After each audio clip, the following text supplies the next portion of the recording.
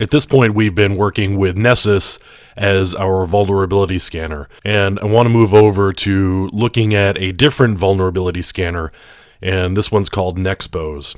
So we're going to go get Nexpose at this point, and we're going to go to the Rapid7 website.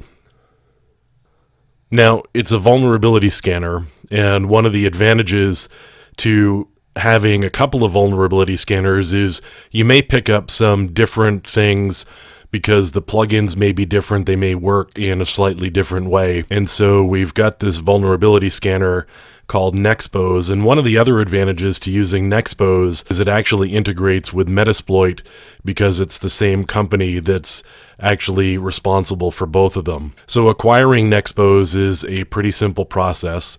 We just go to the Rapid7 website, and then we go take a look at Nexpose. Now, there are a couple of different versions of Nexpose. One of them is the enterprise license, and that's one that you pay money for, you get full functionality, you get a number of IP addresses that you can work with in a given situation.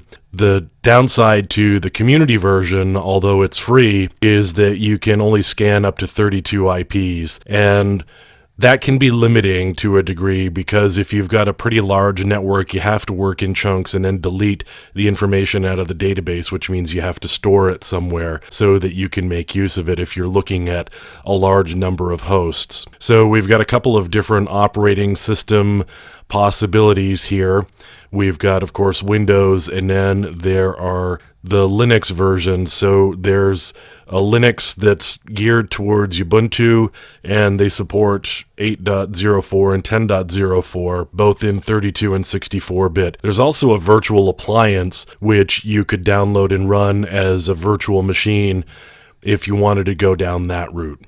In this case, though, we're just going to download the 64-bit Windows, and it's going to go download that, and then we'll get around to doing the installation. And as part of the installation, we're actually going to have to request a license key. And similar to Nessus, this is a situation where you get one license key, it works on one system, and you can't reuse it. So you have to provide your email address every time you need a license key. So if you are the type of person like me, sometimes I run in virtual machines and I delete and reinstall and delete and reinstall.